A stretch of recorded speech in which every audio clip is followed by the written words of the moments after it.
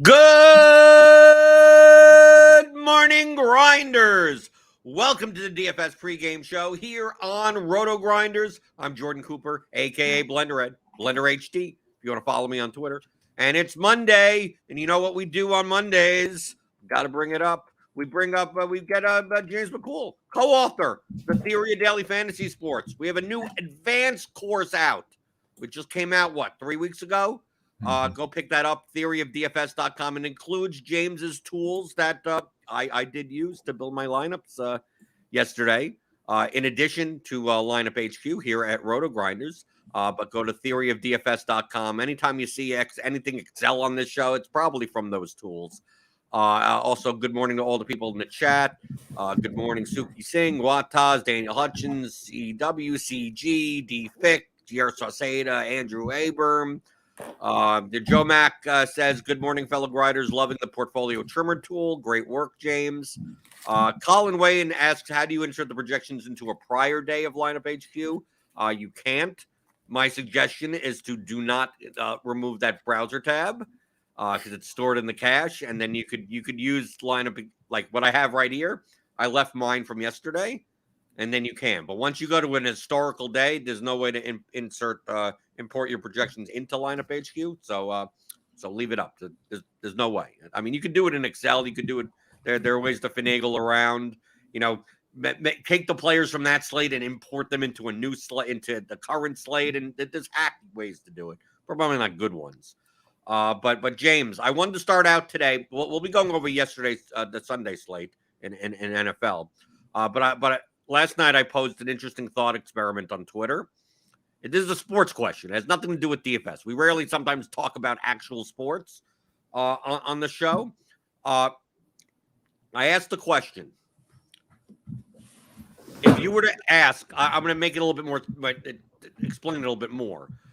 If you were to ask, let's say 1 million North Americans, okay, and you just gave them, an athlete and a number, just a number, what number would have the highest percentage of people responding to a single person? So, for instance, you could say 42. Like, I think of Jackie Robinson, right? Obviously retired, obviously broke the color barrier. The numbers retired and everywhere. But I'm pretty sure in California, some may say Ronnie Lott, right? Mm-hmm. The Hall of Fame safety for the 49ers. New York, some people may say Mariano Rivera because he didn't have to give up his number when Jackie Robinson number was retired. But what's the percentage of it? So it could be like Jackie Robinson is 92% of that's a recognizable number. It has nothing to do with the raw amount of people. If you asked 1 million people and you said 42, and the person's like, I can't name anyone with a 42, they don't count. There's nothing for them, right? So some people would say 12. I saw a lot of 12. It's Tom Brady's number. And I'm like, well, 12 is also Aaron Rodgers' number, is also Joe Namath's number, Roger Staubach, Terry Bradshaw, John Stockton's number. Would Tom Brady be number 1 on that list of number 12 being the most recognized? Sure, but probably not 90% or anything like that. So, what is the number? So, when you say the number, that's the most amount. It doesn't matter the raw number. And, of course, we're dealing primarily with North Americans. There's probably some Indian or Chinese weird sport that I don't follow that the number 37 is this guy, and there's nothing like that. So that's I'm not trying to be okay, we don't care about those people. It's just I don't know. So to have that conversation, I wouldn't have any idea. So I originally came up with 3, but then I changed it to a different 3 once you think more about it. So James, what would your answer to that be? Probably 23. I mean, that's the easiest one, and then probably after that, 81. 81? What's 81? Wait, no, not 81. See, I'm not somebody who watches sports very often. It's 23. It's 23 for sure. I put 23 on my. I put them second on the list. The 3 that I originally came up with as the top 3 was 42, 23, and 99. Yeah, see, I don't know 42 or 99. Okay, 42 is Jackie Robinson. 99 is Wayne Gretzky.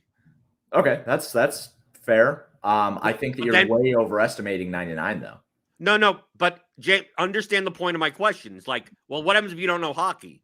It's like, well, then you don't know a 99. It's asking the amount of people. It's not the total raw number of people. It's that when you say 99, if 99% of people say Wayne Gretzky, it wins, right? It doesn't matter that only 500 people know 99. It's just that the number is associated with only one person, the most amount. But someone pointed out Aaron Judge is 99. Yeah. So you how much Wayne Gretzky probably gets like 95+% of recognizing 99. Mm-hmm. Is that just like 23? 23 is LeBron's number. Yeah, that's true. Yeah. Right. So like, yes, 23 Michael Jordan would get the bulk of that, but it's not 100%. And I'm not looking for it. No one's going to be 100%. So it's like, what's the percentage? So after seeing responses, and it was a nice, pleasant conversations having on Twitter, I went back and I'm like, I think the top three are 43, 66, and 68. I don't know any of those. Okay, 43 is Richard Petty's number. Okay, the greatest arguably the greatest NASCAR driver ever. Only because I looked up sports numbers 43 and it's like Richard Petty, and then like who the hell's gonna name any of these other people? Right. Yeah. In addition, okay. Now obviously if you don't follow NASCAR, you're not from probably mostly in the South. Like I put like 3 on the list originally because 3 is Babe Ruth and 3 is Dale Earnhardt. Mm-hmm. Right. So down south, you're gonna get a lot of 3 Dale Earnhardt, and Babe Ruth is obviously culturally significant in the United States. But it's enough that Babe Ruth wouldn't get 90%, probably wouldn't even get 8. And there's other 3s that you may get little here's and there's and stuff like that. So like 43 is Richard Petty, 66 is Mario Lemieux. I don't even know who that is. Soccer player? The Hall of Fame Penguin Center. I got nothing, dude. One of the greatest. Yeah, you're not a hockey person, so not a hockey person. But if I was a hockey person, I understand why that number would be right. So out of the million people you ask, it's quite possible that 900,000 people go, I don't know any 66. But out of the 100,000 that do answer, and it goes 66, what their offensive linemen with 66, like just based on the number conventions. Like, what other 66 is there? And then on his same team, a little bit later, is Jaromir Jagr, 68, one of the all-time leading goal scorers in hockey. Like, what other 68 is? I mean, like, just what other 68 is there? Yeah, that's an interesting thought experiment for sure. Because it's not about who is the most known; it's about who's the highest percentage of known from that number. Right? That's interesting. Yeah. So you actually because some people said like, well, how about 10? Like 10. Well, 10 was Pele, 10 was Maradona, and 10 was Messi. I mean, like 10.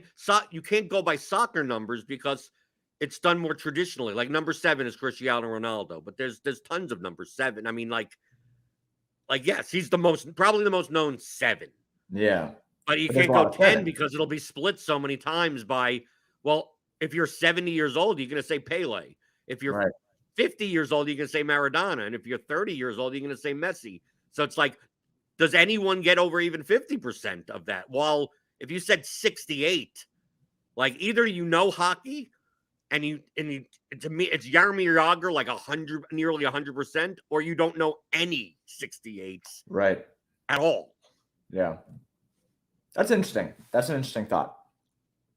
Right, because the people in chat are like 32 Magic. They're up there. Dude, Charles Barkley was 32. Hakeem Olajuwon was 32. Like, it's not about being the most famous person with that number, right? Because even Michael Jordan, like I could look up like 23 in sports number.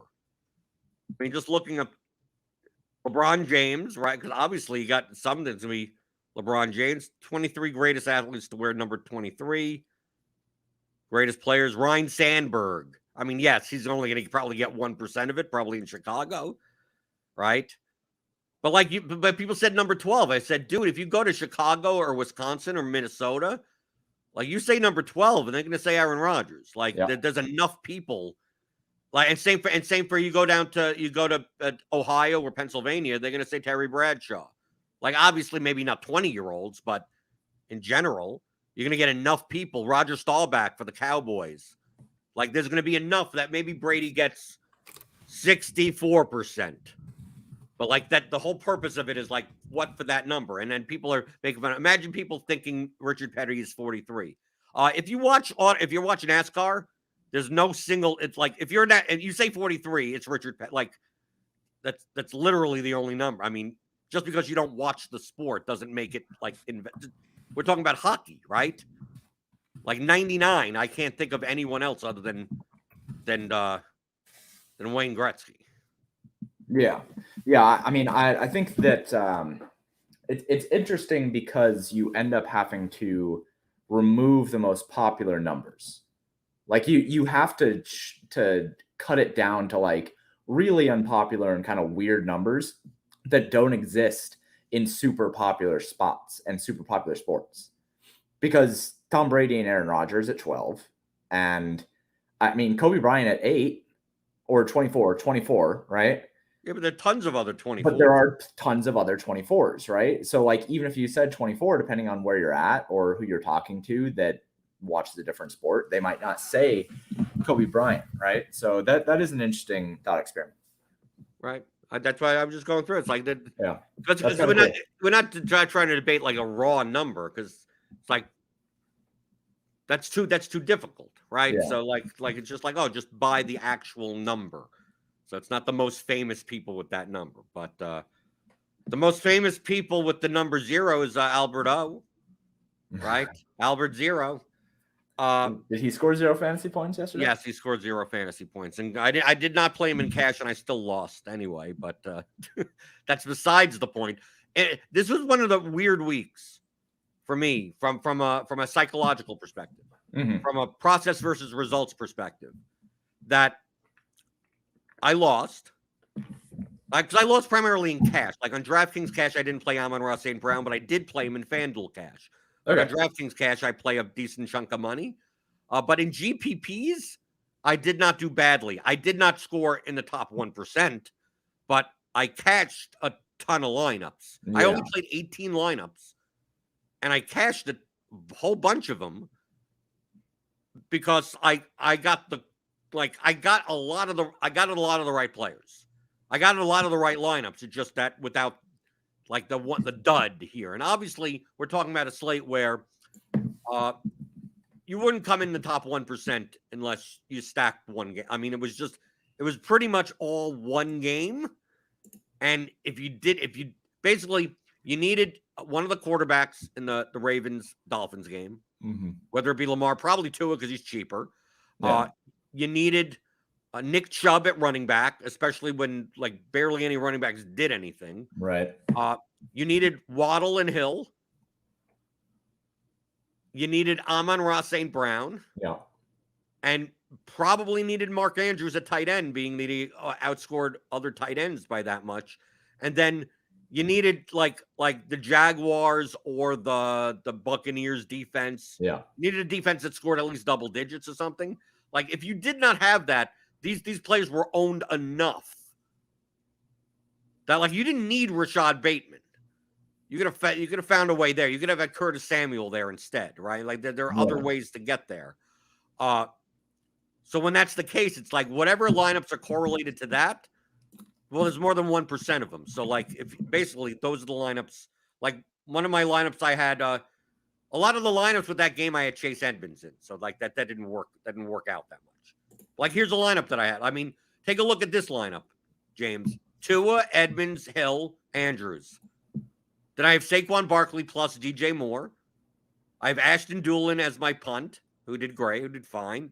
Look at my exposures. And then I mix in the Bengals.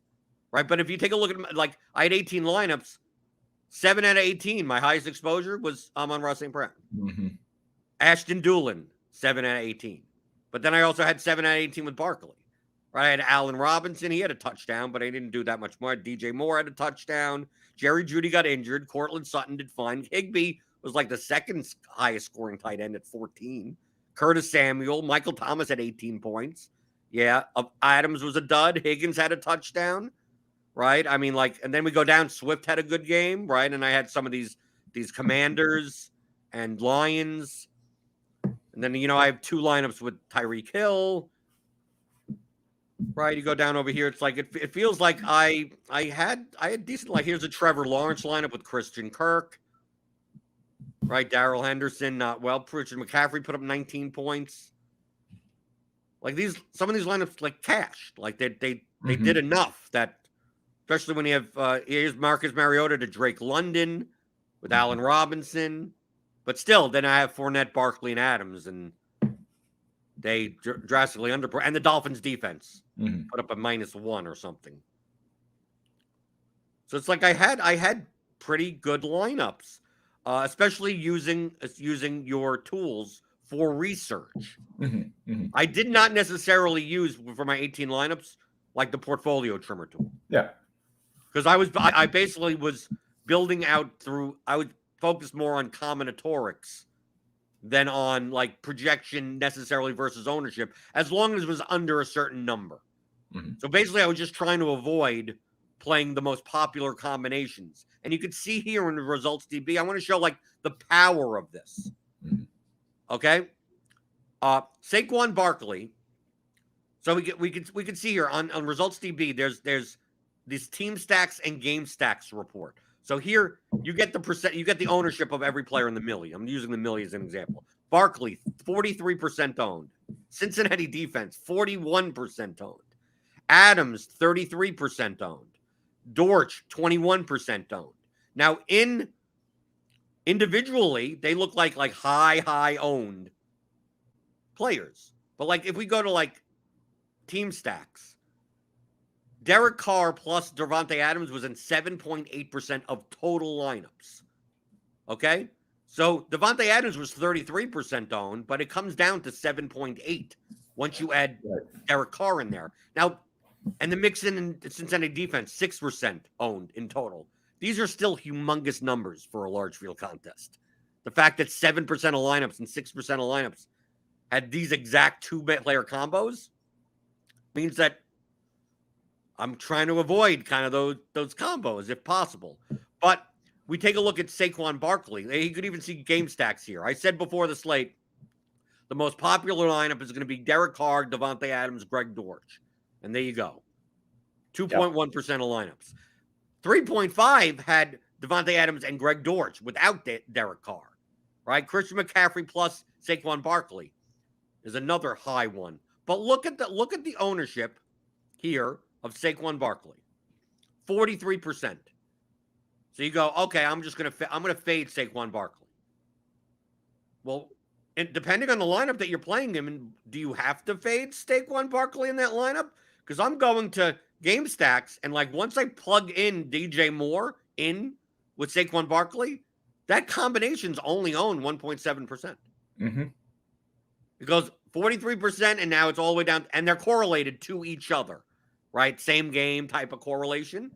So it's like, as long as I'm playing DJ Moore and I get that boost with that correlation, like, why can't I play Saquon Barkley in those lineups more and then not have to worry as much about ownership?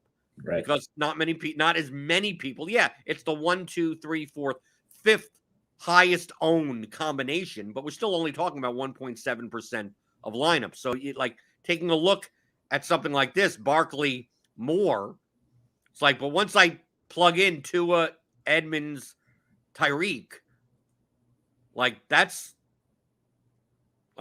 ownership wasn't out of hand, and Tua and Chase were single digit owned.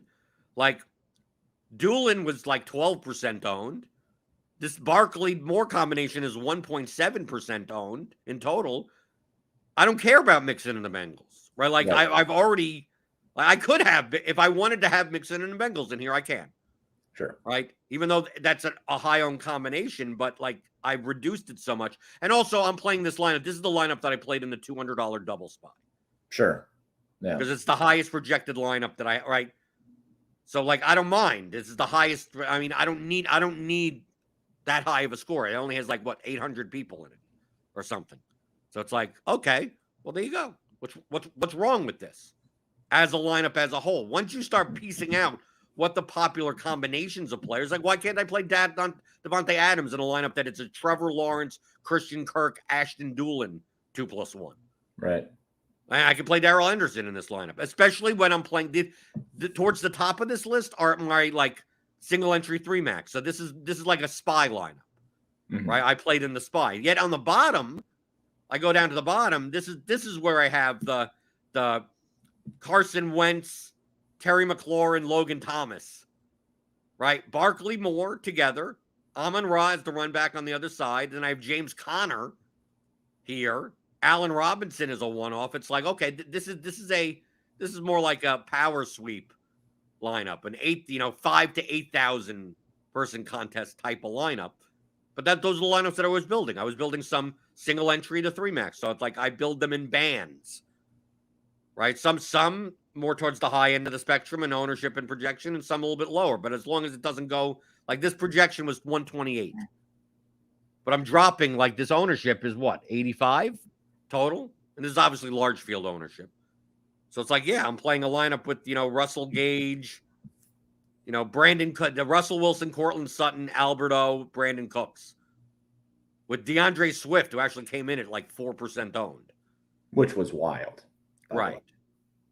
So it's like I'm building these types of lineups, but how I'm getting to these lineups is that I'm using the portfolio correlation matrix and I'm running other people's projections. So I'm running RG projections, blitz projections, insert site here projections, and then seeing the combinations of players on level 1. Level 1 means that they don't care about, they're not factoring in based on ownership at all, right? So basically they're running 150 cash lineups. Let's see what they look like. And at least stacking something, right? I'm using different constructions to just, see what's representative out there. And then from there, I group out the highest owned players and then run lineups again. So it's like, okay, if you use these projections and are still like just running what the best is, but let's say you group out that you don't play more than 2 of Barkley, Adams, Fournette, Dortch, Henderson, but you could only play 2 of them. Now let's run it and then see what comes up. Because though maybe for people that are aware of ownership, we'll do something like that. But it'll still be over-owned because a lot of people are doing that. So what types of lineups come up for that? And what players are connected to one another? And then you take that, and then I group those players out, right? To a max of 3 overall. So you could take 2 of the first group and 3 total of the next group. What is that level 3? And the level 3 those are the people I want to play. Right? So you're using other people's optimizers, other people's projections against them, especially in tournaments where you think a lot of people are using projections. And although Amon-Ra St. Brown was fairly owned, he wasn't like super chalk, but he was one of the more owned wide receivers because based on the correlations, meaning that I'm not using Adams in a lot of lineups. I'm not using McCaffrey in a lot of lineups. I'm not using Kupp in a lot of lineups because of projection. Jonathan Taylor isn't coming up much. It's like I'm not spending up that much anywhere. The 6K wide receiver range is what I was getting a lot of. Like anyone that's not using those players and not using the Bengals defense all the way down, and they're paying up to like a $2,900 Patriots defense or something, they're most likely going to be living in that 5K or and their highest, most expensive receiver is going to be in the 6K range. And the best projected receiver in the 6K range, Amon-Ra St. Brown. So like he never appeared in popular enough combinations for me to ever have to group him out. And by grouping out all the people that were not in those price ranges, like I end up with $5,800 Josh Jacobs a lot. I end up with Amon-Ra St. Brown a lot. Those combinations. I end up with Allen Robinson more than Jerry Jeudy or Brandon Cooks in that range. I end up with more Cortland Sutton at 6,100. I end up with more Higbee at tight end, and not either the punt tight ends or I end up with Mark Andrews. So it's like I end up with a 4K since I'm not playing Dortch or Richie James Jr. I end up with either Ashton Doolin or Curtis Samuel. Right. Either I'm paying up, I'm going down for Doolin, or I'm paying up to Samuel. So like putting all that in, like this is where it's like I didn't Amon-Ra, how did you know?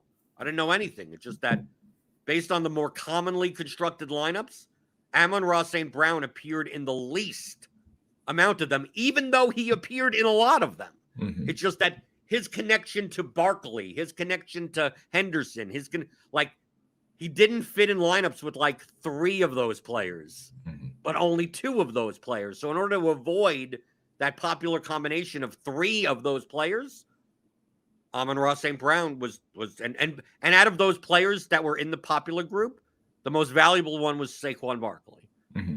So that's why I got more Saquon Barkley than I got Devontae Adams. So like I'm just using projections and going through combinatorics and okay, what are the people playing that are not? Now you could get bluntly, you could kind of get this way by setting ownership maxes, right? Mm-hmm. By setting you could do it by the portfolio trimmer, but since I was only building 18 lineups, I'm not building 3,000 lineups to get down to 18. Right. Like I'll build 3,000 to get down to 150, but to get down to 18, sometimes it's just like, do I want to play this guy or not? Mm-hmm. Right. So it's like out of my 18, I just decided like I'm just not playing Dortch or Richie James Jr. Like I'm just not doing it. I'm not going to select a lineup. I could find plenty of plus EV lineups. So I don't even bother building those lineups. So I can remove some of the stuff like that. So like the use of the portfolio trimmer wasn't needed. And also I'm also building for single entry 3-max primarily. So like I could play slightly more, like I don't need to like get all the way down. And so it's like I'm probably playing a decent amount of like the better projected plays anyway. Yeah, the chalk, yeah. Right. So I'm aggregating all the projections and doing everything. But as far as research is concerned, dude, yes, it takes a while to generate 300 lineups for each of those constructions for each projection. So like it took me like maybe 2 hours on Saturday. Yeah. When you have a projection. Right. And then I did a similar version on Sunday morning because of the Julio Jones. Yeah. He was out, and then Kamara was out, and even though Ingram didn't project well, and then just run it through, and then each time throw them into the portfolio correlation matrix, which with 300 lineups that are diverse enough may take 2 or 3 minutes to do, and then I just start creating groups. So I mean, I could look at my groups here. I mean, Adams, Barkley, Fournette, Cooks, Henderson, Bengals defense, max 2. Max 3 of those guys, but then you add Kupp, McCaffrey, Mixon, Jacobs, Samuel, Albert O, Dolphins defense. And then you go to this next one, max 4, and then I added Tyreek Hill, Swift, Javonte Williams, Marquise Brown, Christian Kirk, Hunter Renfrow, Higbee, Patriots defense, Paris Campbell. Right. So it's like 4 of these guys is fine, but just don't use more than that. Right. I could get, if it was large field stuff, I may have done 1, 2, and 3 rather than 2, 3, and 4. And to be fair, for the small field that are like under 1,000, I could probably do 3, 4, 5 or 2, 4, 6 even, or so like something like that, where it's like, once I get to this level, once I get to the 3rd level, like, feel free to have 6 of those guys, as long as it's no more than 2 of the really chalky guys, right? So just going through like that. Me, I just decide this is like I always say, these are blunt methodologies. So it's like, once I'm doing it this way, like, do I need to like make 3,000 lineups? And like, the thing about it, I couldn't do this for 150 lineups because it would take It would take 8 hours to do it. Right. That's what I'm saying. It's much easier in the portfolio. For 150 lineups, I'm going to do projection versus ownership. Rather, I'll still group out some stuff. Like I'll still do this, but then I'm building 3,000 lineups based on this. and then trimming it down. Yeah. And I don't see a need to do that for this type of lineup set. Mm-hmm. So when you were going through and doing this exercise, did you find, after looking at results database, that the combinations that you thought would be the highest based on the correlation matrix ended up being the highest? I mean, yeah. I mean, I'm looking at them right now. Mm-hmm. Right. I mean, if we take a look, I mean, we're talking about Carr Adams. I played 0 Carr Adams lineups. I only played 1 Mixon Cincinnati defense lineup. And that was because you had enough low ownership and enough leverage already that it didn't. Right. And then also once that stack went off and everything like that, I'm like, why not? Why aren't I be more inclined to block anyway? That was my only lineup with the Cincinnati defense. Yeah. Had a sub who was in a similar position and asked me if they should switch on to Cincinnati defense. And they basically had the nuts from the first couple of games. Like, yeah, take 41% on defense. Just, you don't want to be blocking at that point. Yeah. Right. So I'm taking a look here. Like, well, a lot of people had Williams and Judy. I had none of that. Lance Samuel. I didn't play any Lance. Right. These are team stacks. Game stacks on the other side. Yeah, I have. I mean, I'm just looking through results DB, but I could download. I could download the CSVs and see. Yeah, I'm just asking off the top of your head if it looks like. I mean, just look at ownership. I mean, you could pretty much just look at ownership. Like, who is my first group? My group is Barkley, Cincinnati defense, Devontae Adams, Greg Dortch, and Leonard Fournette, who didn't come out. So maybe Fournette and Henderson and Fournette. Right? Was it Henderson and Fournette? Yeah. And Fournette only ended up being 9% owned or something in large field stuff, which was weird. Also. Yeah. Right. So really, if I wanted to be a little bit more judicious, I could have just done Adams, Barkley, Bengals defense.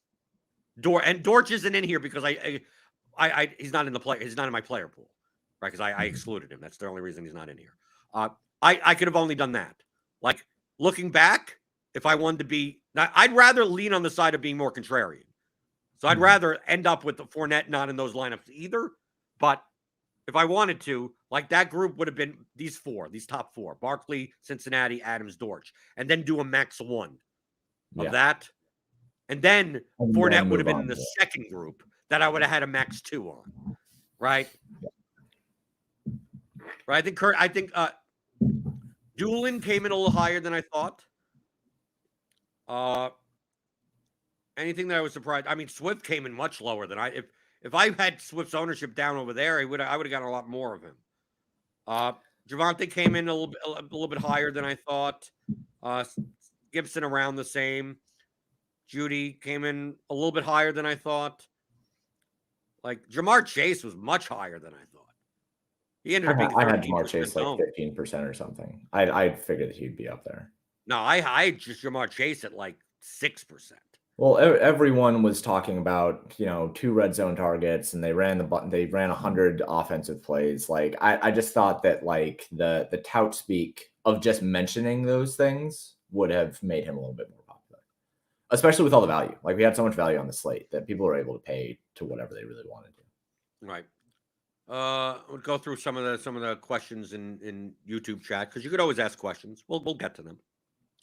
Matt Mears, out of curiosity, since you seem to integrate the RG sim tool flex values into your Showdown process, do you just not play Showdown slates that the sim tool doesn't cover? No. I mean, I could. Number one, I'm typically not playing Showdown slates that aren't island games in NFL, which we do have the sim tool, but I don't even need the sim tool. I mean, Showdown is about 95% of playing Showdown is building lineups that aren't as duplicated. Right. Right? Like, if you were to do nothing else but to randomly build thousands of lineups and then put them into the dupe predictor that James has built as part of theory of daily fantasy sports, and just said anything, I'll take any lineup that's under 5 dupes and blindly played them, that you're 95% of the way there. Like, regardless of, I have a wide receiver captain, but I don't have the quarterback in my flex. Like, that dude, like that's a way to eliminate some of those lineups, because you're going to find more than 150. So, like, You can do that, but for the most part, if you want to just find a way to generate lineups, have the ownership of every player and the salary of every player, cut and paste it into the duplication predictor, look for under 5. Now, if the highest variance strategy, just look for all zeros. But understand, those lineups are also sometimes leaving 10,000 on the table, and you play 150 of them. You could easily have a slate where you lose all your money, but you may have a slate where, dude, you come in first, second, and third all solo, and you take down half the prize pool. Yeah. So everything else is a diversification thing from there. So it's like, I could do that. I typically, when I play 150 in Showdown, I don't play 150 lineups that are unique. I aim for under 5s because if other people are playing it to some degree, at least it's a reasonable enough lineup that if I make 50,000, if I split it first place with less than 5, I still think I'm plus EV. But anything over that, I'm trying to avoid. And if I run into, I ended up playing a lineup that I think on this past Showdown, not last night, but on Thursday, a lineup that was duped 32 times. Like I didn't do that on purpose. I did that by accident. And then you look at it and you're like, that's a bummer. Right. But I also played tons of lineups that I played, I think 100 lineups I played 50 lineups. What did I play on Thursday? I had 84% of my lineups were under 5s. Mm-hmm. So it's like, I'm fine with that. Yeah. Right. And then only 10% of my lineups were unique. So like out of 50 lineups, I had like 100 lineups. I had 84 under 5s and 10 uniques. It's like I'm fine with that. I'm aiming for under 5s more than anything. But like, you don't need the sim tool. Like, I just use that as a way to get a more representative sample of the lineups that I'm creating, because I'm not just creating 300 lineups. I'm creating like 3,000 lineups.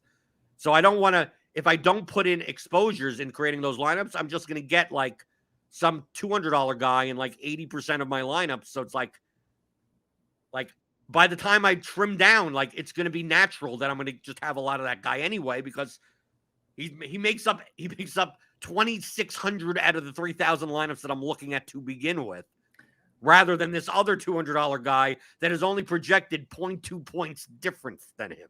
I had Amari Rodgers projected for 1.5 fantasy points last night. 1.5. Okay, that's all. He ended up in like 14% of 5,000 lineups that I ran. And it's like, I don't actually think that Amari Rodgers should be in 14% of my portfolio, but eventually you end up with Thursday, James, that happened to me, but his name was Justin Watson. Hard, yeah, good for you. Good for you, bud. Yeah, I mean, I made money, but I came close. Hey, if Kelsey outscored Mahomes that slate, I would have chopped first 3 ways. Yeah, you have Kelsey captain? No, I had Mike Williams captain. Oh, right. Yeah. But in the flex, I had Kelsey over Mahomes. So yeah, I had what the winning lineup was for Showdown, I had just with Kelsey instead of Mahomes. And instead of duping like 7 ways or 8 ways, whatever at the top, it would have been a 3-way chop. DFIC asks, how do you handle defenses across 150 lineups since their projections are so fragile? James, how do you handle defense in NFL? Cap it at 10%. Just nobody cares, man. Just run it. I had one guy. I love him. He's been a sub for me for a long time, and he asked like 6 questions about defenses yesterday. And eventually, I was just like, bro, you're asking a lot of questions about defense. Just don't worry about it. Just anything, any defense. If you have a lineup that is really, really different, play the Bengals. If you don't have a lineup that's very different, anyone, literally anyone, just cap 10%. This is how a lot I put it, and I've heard several sharp players. I mean, talk about defense in NFL. Okay, you have this lineup right here, right? 1, 2, 3, 4, 5, 6, 7, 8. So basically, in NFL, classic, obviously, you make an 8-player lineup. Okay, you play a quarterback, you play 2 running backs, you play 3 wide receivers, a tight end, and a flex for a running back, wide receiver, or a tight end. So that is everyone's lineups.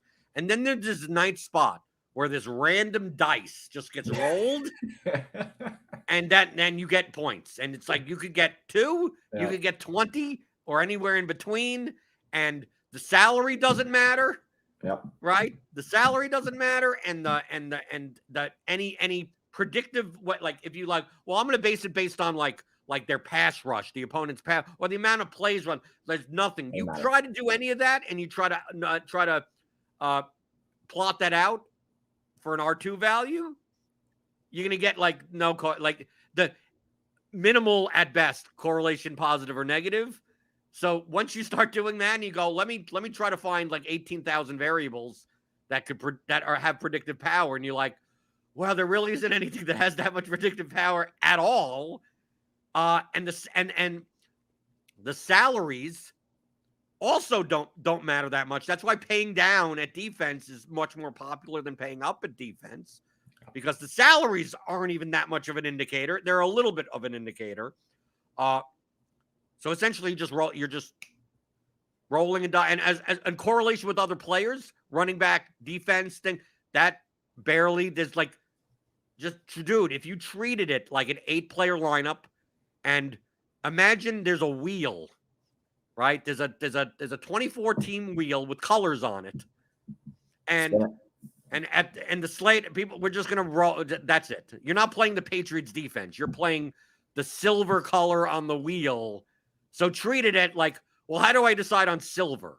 It's like, well, how would you decide on any color? There's no metric on a color. Just like whatever color comes up on the wheel, that's what it comes. Like, it's weird to put it that way. And then you just hope that you run like God. Right. Right. You hope you run good. Right. That's what the ninth spot is.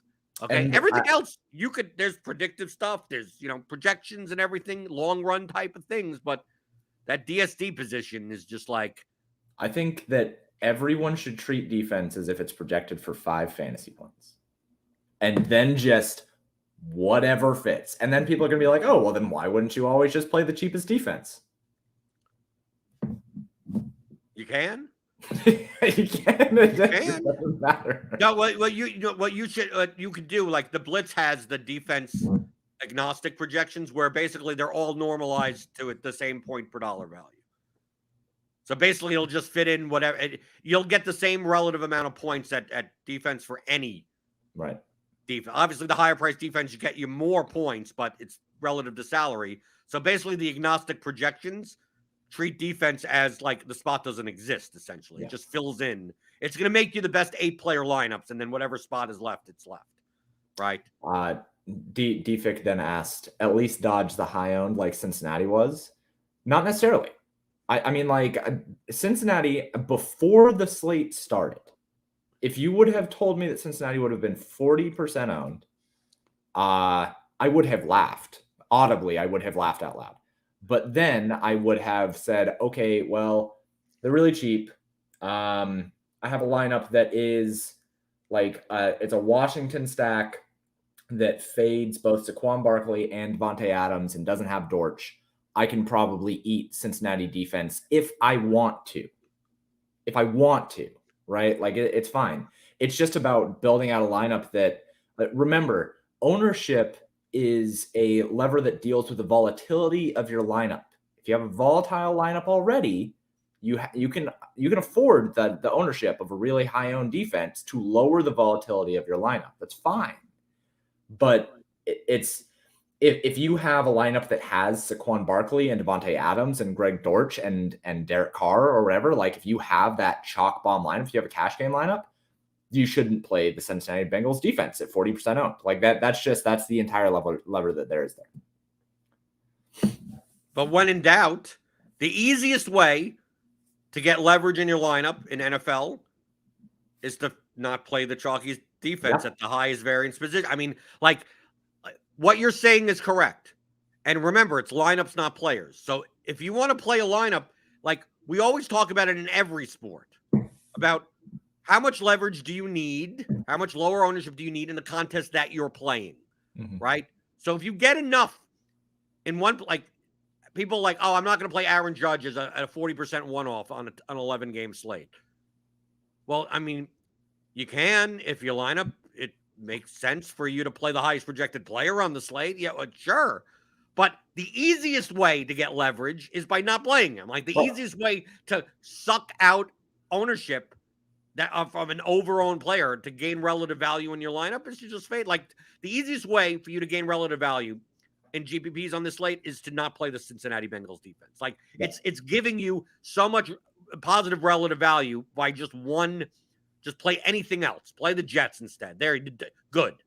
You're done. 40% owned defense to a 4% owned defense. Right. And defense is just it's a wheel of fortune. That's the easiest way. But if you're playing a lineup that is completely contrarian, where you have a 60% ownership sum for the other 8 spots, and you want to play, like, how much more relative value do you need? Right. You may not need any more. So if you wanted to, you could play the Bengals defense there. They do project a little bit better, right? That you could. Now, for the how variant defense is, I still wouldn't do it. So, but I'm just saying, at least only because the lineup that you can make without it actually has a higher expected value. But the lineup with it still is plus EV. I mean, like, we're talking about the difference of playing a plus EV, not plus EV or negative EV, but the higher or lower. If I could get a lineup that has the Cincinnati Bengals defense that I would say has an EV of $1.24, and without playing the Bengals defense, now it's $1.29. Like, I'd rather play the $1.29 lineup. But if you play the $1.24 lineup, it's still a plus. That's the difference in the 5 cents I won't see for like 700 slates. Like, so like if you wanted to play that lineup, that's perfectly fine. And also, if that lineup has, if you were playing the Tua stack, if you had a lineup if you had a lineup that was Tua, Chubb, Waddle, Hill, Andrews, Amon-Ra, like, I would be rushing as hard as possible to plug in the Cincinnati Bengals defense. I was just going to make that point. I think that the decision-making process on a super chalk defense doesn't even come before the slate. If you can afford it, it comes after the slate has started. It comes like after the point. Like if the Cincinnati Bengals defense, which was a late lock, right? It's part of late games yesterday. Right. If I go into the slate knowing that it's going to be the most popular defense on the slate, I'm fine with having it if I have enough relative value before the slate, but I'm really not making the decision until after I know if I have the nuts or not on the early games. Because if I do, it's the same thing I told the sub yesterday. Like, you already have like the winning players so far. You want to block the people behind you. Your EV like is already pretty much as high as it's going to be. Right. You have 40% of people behind you that are trying to catch up with the Cincinnati Bengals defense. If you were to switch to another defense that was 1% owned at the time, if the Bengals put up 30 points as a defense and your defense has 0, like, you're going to come in like you're not going to win. You're not going to stay in first place. You put the Bengals defense there, like, all those 40% of other people have to find some other way to beat out your 40-point wide receiver. They're sitting there with Devontae Adams going, I hope he scores 60, right? Without changing the defense. Like, the easiest way for those lineups, like, if you had a Bengals defense lineup that was not in like the top 1% of lineups, but essentially if you did not have the Dolphins or Ravens stacks, right? That game stack lineup, and you left in Bengals defense, you made it heading into 4:00 games, you should trade in your DFS card. Yeah. Because you shouldn't trade in your DFS card, you should just learn from it. Because everybody has to learn from mistakes. But like if you're a very good player and already very knowledgeable and you did that, then because the Bengals defense, as opposed to Adams, because a lot of people like, well, how about Adams and Dortch? No, it's like, Adams and Dortch both projected very well. Right. And the Bengals defense is random. Right. That's why it's the Bengals defense, not those guys. But also, for as late swap is concerned, like, if you're sitting there with Adams in a lineup that has Tyreek Hill and Tua, it's the same thing. Now, Adams is less owned than the Bengals defense, but still the same thing. Like, and same for Greg Dortch. But if you're sitting there, if you had no piece of that game, why do you still have like a Carr, Adams, Dortch? You're sitting there with let's say you're sitting there with Barkley, and you're sitting there with Fournette in your lineup, and you have no Amon-Ra St. Brown and no piece of the Ravens Dolphins game. It's like, dude, you have no piece of any of the things that you're going to pretty much need to win, and now you're playing the highest on game in the slate. Yep. Like that, you should be switching. I think people. I tweeted this out yesterday. I think people maybe say to themselves, well, maybe the Raiders Cardinals game, it goes 53-42, and you need that game. And that game, it wouldn't matter which one. It's like, dude, it's much more likely for you to at least min cash by swapping off and playing some Falcon stack or something, yeah, than hoping that you and the 20% and 25% of other people that have the same lineups as you are going to magically pass this game that put up like 70 plus points on the slate. Like, these are the times that you should be swapping out. If you don't have you already have the information. You already have it, right? So you just use it to your advantage. And then if you have the information in your lineup and you're like, wow, I got all the pieces, you're doing the opposite. You're like, how could I swap off? How could I block with Greg Dortch? Lower it's like I'm the trying to rush to get Greg Dortch and the Bengals defense and Darrell Henderson into my lineups. Lower your volatility. Right. That's what you do. Another question I think we saw earlier. How do you look at the Miami-Baltimore game now that it was the highest scoring total, or you don't think about it much and stick to the process of projected higher scoring implied totals? I mean, that game still had a 44 over under. It's not like we're talking that the game had like a 38 over under or something like that. And for the most part, the slate, I think the lowest over under on the slate was 39. The highest over on the slate was 52. So we're talking about a game that had an average over under. But outside of that, like, projection over under is not the only thing that matters when you're building out projections. And both Miami and Baltimore, and Blunder and I talked last week about Miami's offense having a lot of playmakers on it, right? Like, they have Tyreek Hill, they have Jalen Waddle, they have Tua, who apparently now has an arm because he is good. It's a lot of yards after the catch. Yeah. There's a lot of explosive action that can happen for Miami. Baltimore's the same, right? Like, Lamar Jackson's an extremely explosive player. Rashad Bateman, very explosive. Devin Duvernay looks like he might be explosive this year. And then Mark Andrews, who's an elite tight end. So I think that even if, like, with my projections over at Paydirt, like, those, Miami still projected well. Baltimore still projected well, mostly because even with a, average over under, those explosive players have such strong baselines and the target trees are so narrow for both of those teams that the projections likely were still good if you were stacking that game. And then you can look at other advanced metrics. Like, I built something that measures aggressiveness of throws over at Paydirt, which you can go look at. And that had Miami and Baltimore as very high as well. So, like, from a model building standpoint and from a projection standpoint, if you're going to make decisions based off only over-unders, you're leaving a lot of meat on the bone without understanding the players' baselines as well. Also, the same goes for pace of play. There was a conversation in the Blitz chat yesterday. The Miami Baltimore game, out of the 12 games on the slate, didn't have the most plays. No. You know what game had the most plays on the slate, I believe? Cincinnati Dallas, maybe? No.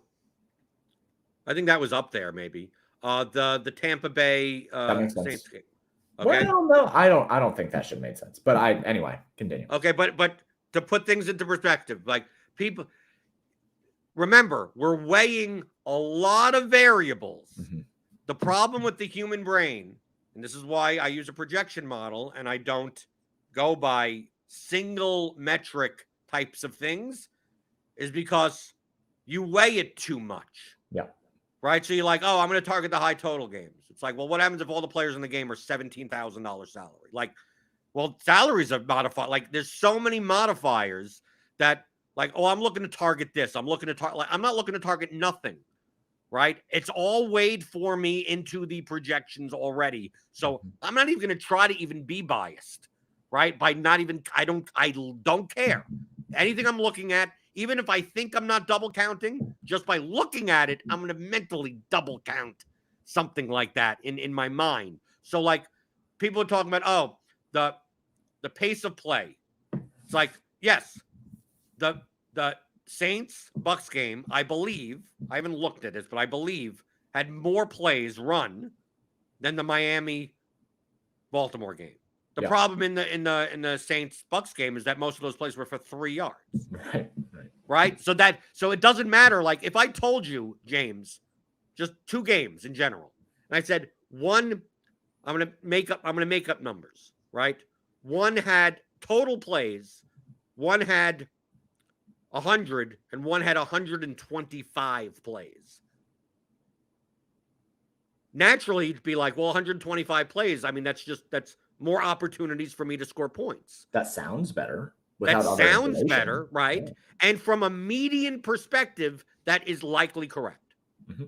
So from like that distribution, the median projection or the mean even, probably fantasy point scoring, how big that pie is of fantasy points, is probably a little bit bigger in the 125, the game with 125 plays in it, from the middle end of the spectrum. But from the ceiling, like, dude, 125, imagine running 125 plays and it's the Bears and the 49ers.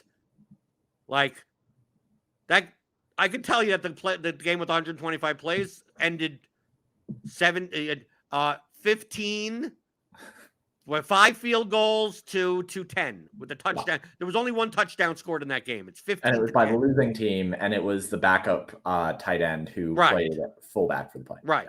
And then the game with 100 plays in it, that game went 42 to 10. Yeah. Or 36 to 30 because, yeah, there was only 100 plays. Why? Because, well, a kickoff was returned to the 10-yard line, and then 1 pass into the end zone, 7 points. And then the next team marched down, had a 45-yard play to get into field goal range, and then ran it in. Okay, and now it's still that's only 5 minutes of game time. It's already 7-7. Then the other team, 2 plays in, throws a pickoff, right? And the other team gets the ball now at the opposing 18. So they got 18 yards for a touchdown.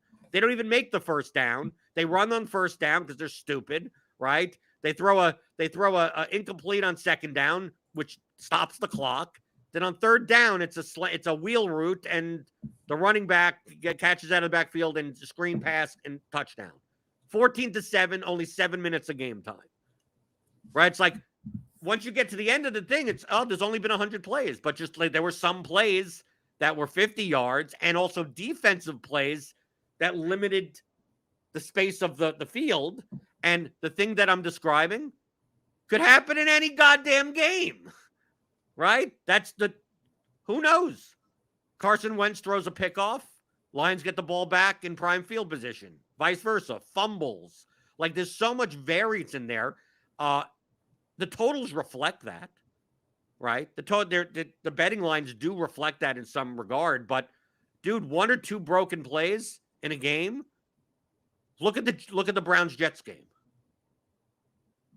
Who would have thought it's okay, Browns-Jets, that's going to be a 31-30. I mean, like, and most of the players in the game were unowned. I played the Wilson guy. I mean, like, so it's like, what are you worried about? Like, anything could happen in any of these games. That's why I always say I do not focus on predicting outcomes.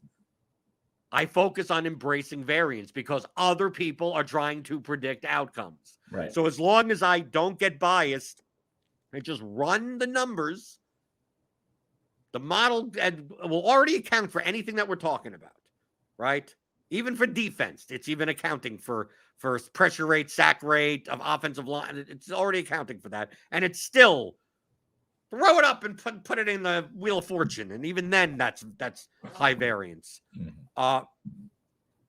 So I know it sounds, I mean, it sounds like me. Like this is my style of like playing DFS of you don't know anything that you think you know. A good projection model knows way more than you. And in the long run, as long as you have opponents that are building lineups based on trying to predict outcomes, there will be arbitrage between that and the efficient numbers that there should be in contests. So I'm just looking to it. People think one thing, I think the other thing. Well, does it matter which one they think? Nope, don't care. As long as it's not as long as it's not at equilibrium, don't care. If everyone thought Javonte Williams could have been the narrative this week could have been Javonte Williams. Oh my God, he's going to catch 12 balls out of the backfield every game, which obviously seems ludicrous. But the narrative could have been that ain't going to happen. That's an outlier, and it'll never happen again. Right. Like it's the same exact data, and people will tell themselves one or the other. Darrell Henderson, maybe Akers is back. Maybe that report is right. Does his ownership go down based on? Maybe it does. DeAndre Swift, that report. Oh, he's going to be on he may be limited. Dude, DeAndre Swift is always limited. he's literally always, even when he's fully healthy, he's limited. But when DeAndre Swift is on the field, he's like the number one target. It's like he's one of those guys that he may only see the field 50% of snaps, but he's getting the highest value touches in those 50 snaps. And if more goal line work, like he would be, even with he would be Alvin Kamara, Drew Brees, Alvin Kamara, because Alvin Kamara was the same thing of he'd be a $9,000 running back and be like, how do I pay for 14 touches? And it's well, he gets 8 receptions and he gets all the goal line work. That's why he could get there in 14 touches. But Derrick Henry, on the other hand, or Nick Chubb, they have all the goal line touches, but they pretty much need to get 30 to 35 touches in order to really kill you, unless they break a big one or something like that. So it's these things that we place upon. If everyone goes, I can't play DeAndre Swift because of this report or something, and he's going to be 4% owned, well, why don't I just play more of him? Because the model's telling me one thing. The model is already taking into account that he's probably only playing a median of 14 touches. And he's still coming up halfway pretty decently for those 14 touches. Mm-hmm. Maybe he touches the ball more. Maybe he touches the ball less. But it should his ownership be 4%? No, his ownership probably should be 10%. Right? He shouldn't be the highest owned or anything. But at that discrepancy, that just says that I should be playing more of DeAndre Swift based on his range of outcomes. None of that is, there's no football take there. It's already in the number.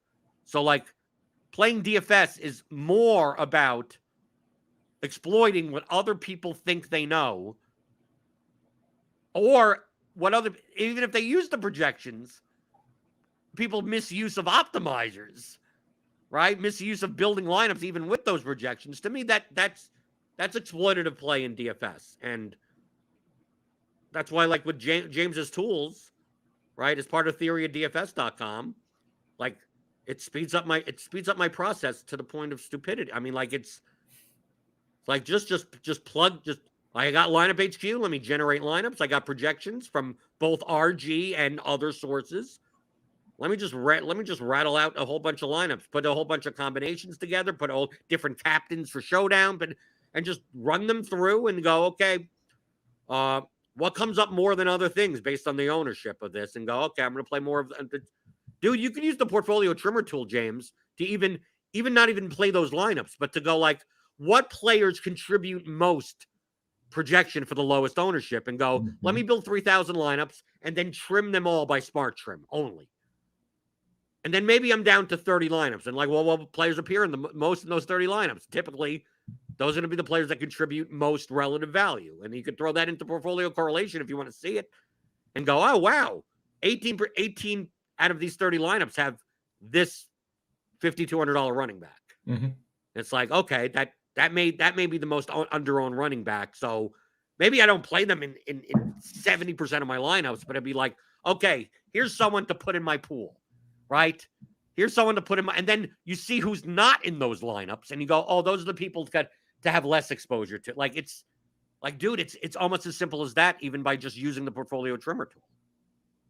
And that's just one tool. There's like 17 tools. And we're making more. We're not making more yet. We're adding things to existing ones. Yeah. We're putting in some pretty cool upgrades. I almost had one of the upgrades done this morning, Jordan, before the show to send over to you, but it's not quite there yet. So hopefully you'll be able to test it out a little bit for Showdown. Right. They all work. So it's not like you're not for like, the thing is that they all work. It's just a matter of based on workflow. And also we take user feedback. We have a change log. Mm-hmm. James, you send out emails to people that have bought the course, update this, and you can download these at any time. So you'll as long as you're downloading it, you'll get the newest one. Right. I would pretty much suggest that the morning of any Showdown slate, you should go re-download the portfolio tools.